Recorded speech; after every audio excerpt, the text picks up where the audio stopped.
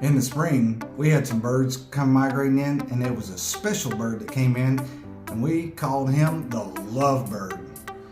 This year, now that it's winter, we got a different bird that's migrated in. He's in the backyard searching for food, so come on, let's check him out.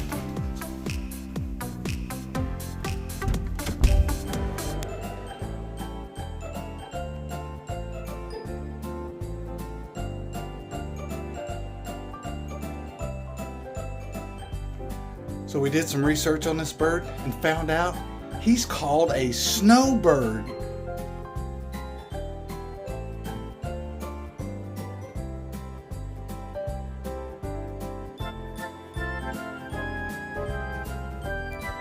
I think he's cold and hungry, but thank God it's Friday.